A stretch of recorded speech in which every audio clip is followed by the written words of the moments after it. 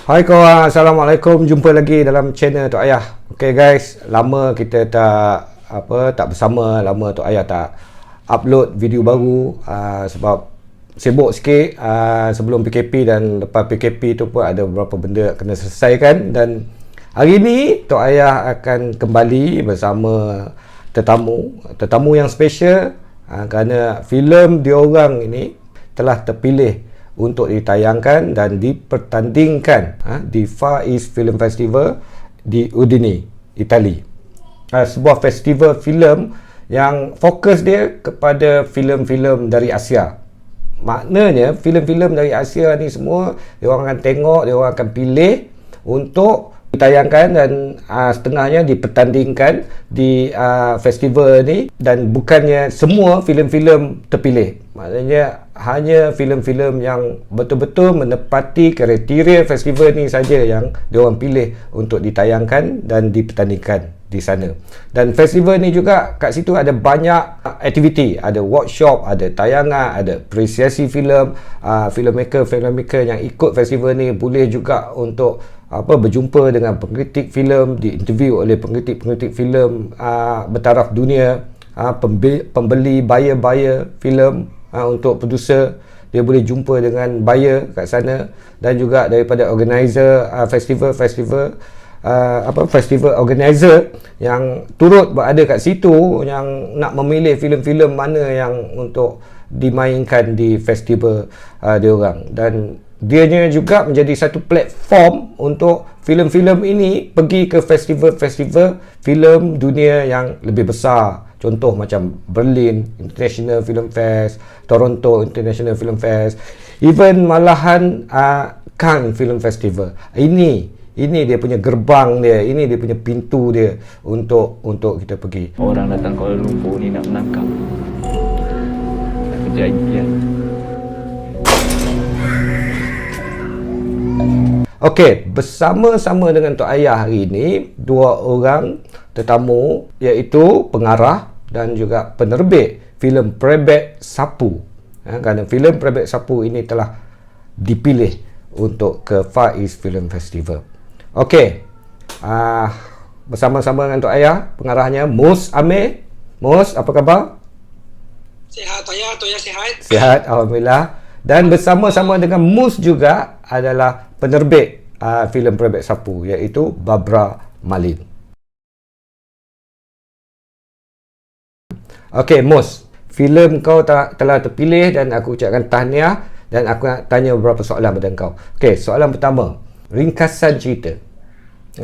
Ringkasan cerita Prebet Sapu ni dan juga proses penghasilannya. Macam mana kau hasilkan filem ni? Okey, Prebet Sapu ni judul dalam bahasa Melayu dia lah. Kalau bahasa Inggeris saya letak Hell Driver. So Prebet Sapu ni dia bercerita tentang watak utama, nama watak dia Aman. Selepas kematian bapa dia kembali semula Kuala Lumpur untuk dia macam nak start baliklah kerja. So the easiest way, jalan paling mudah adalah nak menjadi macam pemandu e-hailing macam Grab. So tapi kita create apps selama ni, nama apps tu Tumpang. Tapi masalah dia tak boleh sebab dia tak ada lesen, dia buta warna. So adalah insiden dia memasukkan. So along the way dia memandu tu, dia berjumpa dengan seorang wanita bernama Bella, lakon nama Felim. Yang Bella ni pula dia rasa macam dia tak belong duduk kat Malaysia. As a Chinese, dia rasa dia tengah cari duit, nak keluar daripada nak pindah, nak duduk US. So basically cerita tentang dua orang yang macam terperangkap di Kuala Lumpur, kisah anak muda yang tinggal di Kuala Lumpur di waktu tengah pilihan raya tahun 2018. Okey. So itulah cerita dia. Tapi tak semua percaya. Yang gagal perangkap semua. Proses penghasilannya? Okey, jadi idea bermula seawal 2017. So saya terinspirasi sebab sebelum tu saya tengah develop satu projek yang saya memerlukan duit yang banyak untuk buat filem tu. Tapi bila ada orang cakap try buat something yang saya boleh control. So saya buat satu skrip yang saya fikir saya boleh buat sebab saya perlukan dua orang watak saja dan shoot di real location Kuala Lumpur. So saya start tulis Januari, April. So kita start lock production November. So along the way tu pelbagai biasalah production mesti ada masalah. Pertama kekangan duit lah. So waktu saya plan filem ni boleh buat dengan bajet rendah, tapi along the way kita nak buat, funder tarik diri, funder tak bagi duit, so kita kena teruskan juga. So sebab tu lah filem ni mengambil masa 3 tahun untuk siap. Pada awalnya kita jangka boleh siap dengan lancar, tapi kita ada shoot by stages. So first stages tu funder tak bagi duit, so kita kena break 6 bulan untuk cari duit untuk sambung siapkan. So bila siapkannya, body dah siap, rasa tak cukup duit pula untuk post. So kita menunggu mencari pelbagai cara jugalah kita cari. Tapi alhamdulillah dengan sokongan a few kawan-kawan dengan orang industri, dengan actually Fina sendiri, so kita akhir dapat siapkan pada tahun lalu 2020, sekitar September 2020 baru siap. So bermaknanya kita memulakan penggambaran November 2017 siap, September 2020. Itulah proses dia. Okey, sekarang kita pergi ke modal, ke bajet dan modal lah. Ini tanya kepada Barbara Malin lah. Barbara, sebagai producer, boleh saya tahu bajet filem ni dan juga modal, berapakah modal yang digunakan untuk menyiapkan filem ni, dan dari mana modal tu production ni dapat atau Barbara cari? Ya, sebenarnya saya nak continue apa yang Mus cakap tadi, sebab kita mula tahun 2017 dan bagaimana idea Mus untuk buat filem, walaupun kita tahu kita tak cukup duit sebenarnya untuk buat production yang proper, tetapi dengan semangat Mus tu sebenarnya pada asalnya saya rasa Mus juga dan saya sendiri terinspirasi selepas kita pergi ke festival filem di Jogja, dan kita lihat di festival filem di Jogja Netpack waktu tu pengarah-pengarah filem di situ ramai yang pengarah filem muda, dan mereka buat feature film, dan bila mereka berkongsi proses membuat filem tu, kita nampak mereka juga motivasi nak buat filem tu lagi lebih jauh walaupun tak ada modal. Dan waktu selepas tayangan tu, contohnya filem Ziarah, selepas sesi Q&A, biasanya selepas sesi Q&A dia ada buat jual beli merchandise, kemudian dia bagi tahulah dia jual, buat proses jualan ni sebab dia nak tayangkan filem tu, sebab dia tak ada bajet untuk distribution dan bawa filem itu ke Pawagam. So sehingga kan daripada proses itu pun mereka masih mencari dana. So kita terinspirasi lah sebenarnya daripada kawan-kawan di Indonesia. Dan selepas balik tu Mus kemudian dia develop lagi cerita tu, dan asalnya memang bajet kita memang allocationnya adalah hanya untuk production saja, ya, tetapi sebab tujuan kita nak siapkan filem ini dulu. Dan sebenarnya ramai yang kawan-kawan Mus yang banyak membantu, dan kita tak memikirkan tentang profit ataupun bayaran yang sepatutnya. So semuanya termotivasi sebab kita kena siapkan filem ni, dan we really like this the story, dan this is something that yang Mus betul-betul nak, dan kita nampak vision dia. So kita tak fikir pun tentang bayaran ke, dan May dan juga Amirul pun sangat membantu sebenarnya bila kita bagi tahu kita ada bayaran macam ni je kan untuk pelakon, dan kita nak Amirul untuk pelakon watak utama ni. Dan kita sebenarnya sangat bertuah, macam Tok Ayah sendiri, Sharifah Amani, Bron, semua yang kita approach ni sama-sama turut membantu. Ya, so fasa shooting ni berperingkat, kita shoot, kita stop, tak ada duit, bila kita dah ada funder, kemudian kita continue. So ada beberapa pihak yang sebenarnya membantu, contohnya seperti Datuk Azman, kemudian pada awalnya adalah seperti best friend Mus sendiri, Hatta, kawan universiti dia. So dia juga yang percaya dengan idea Mus. Kemudian kita dibantu oleh Mutalib, ya, dia seorang dia ada buku kan, dia is a publisher, ya. Kemudian di proses hampir fasa akhir kita mendapat dana daripada Finas lah.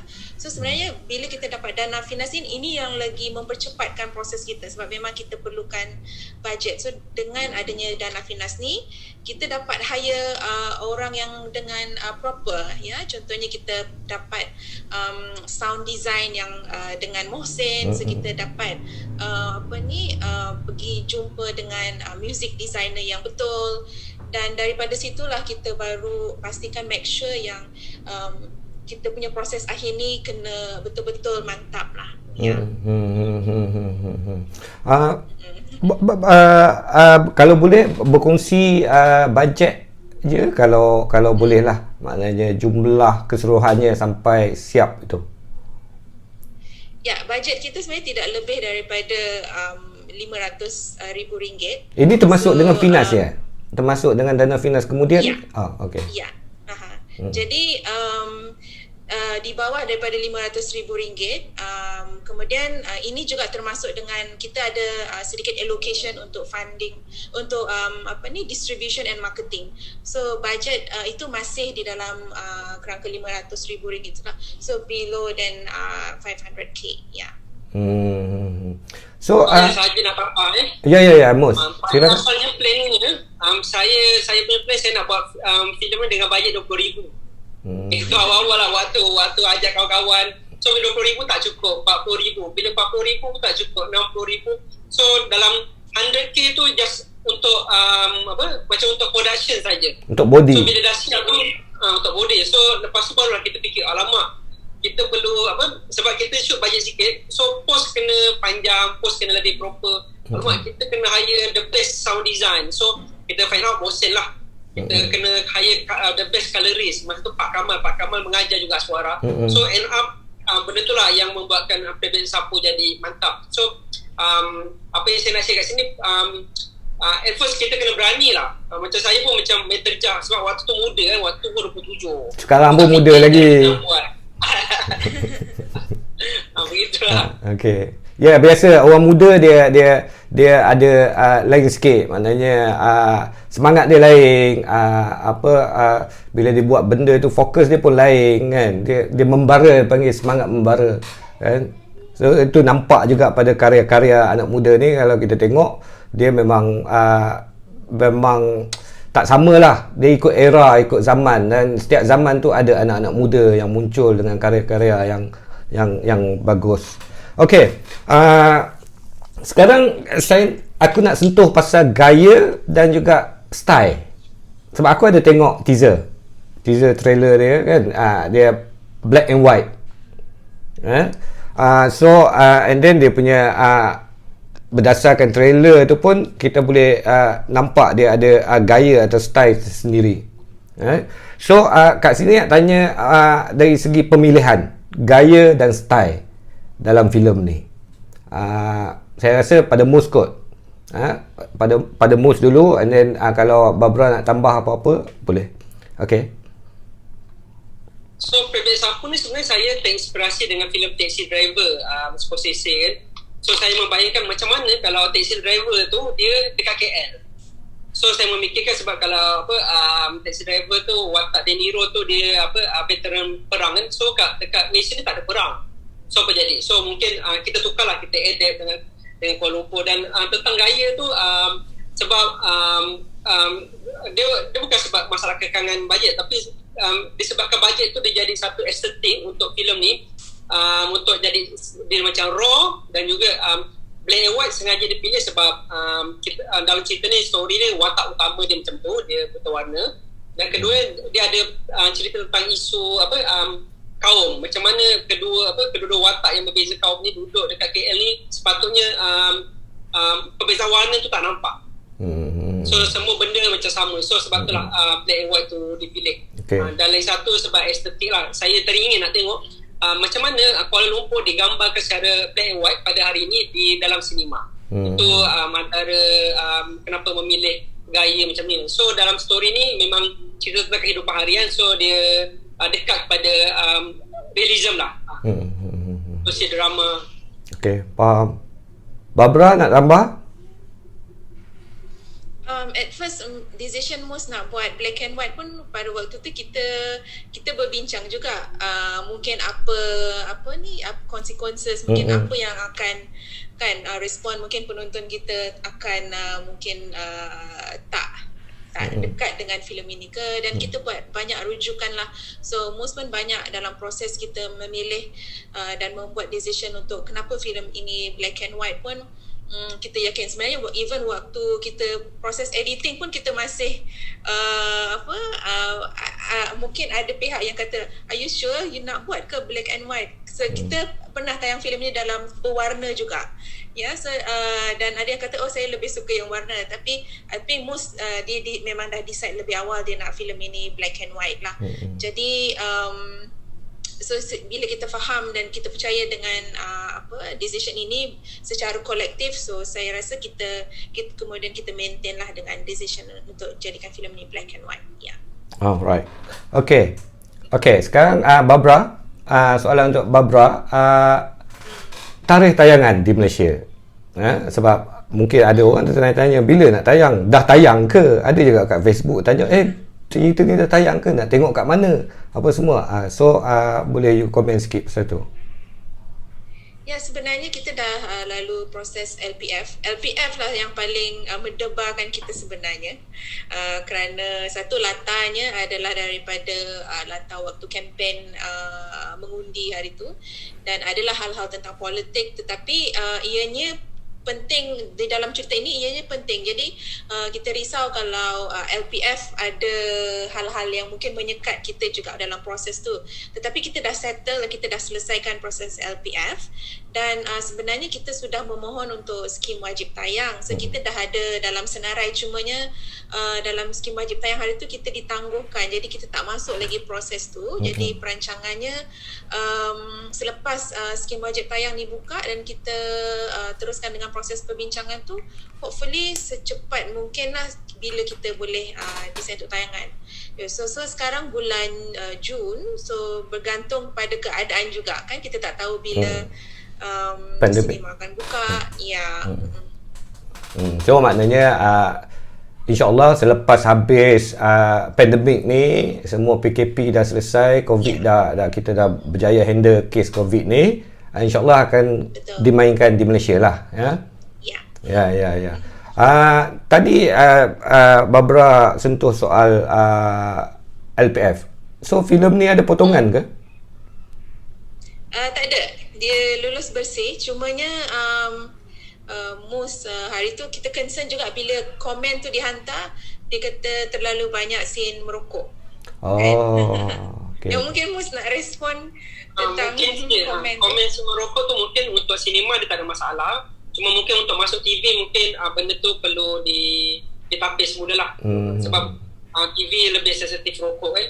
So kita orang terkejut juga sebab ada a few dialog yang kami rasa macam mungkin ada masalah. Yalah kita dah terbiasa kan dengan hidup LPF ni, kita ada macam self censorship sendiri, risau sendiri. Tapi alhamdulillah ada sedikit keterbukaan lah yang kita perasan. Okay, good. Sekarang balik ke festival, Far East Film Festival. Apa persiapan? Apa persiapan yang dan juga harapan korang berdua Prebet Sapu di FFF ni, Far East Film Festival ni? Untuk kami Far East Film Festival ni adalah festival kedua selepas Jogja Nepet November tahun lepas.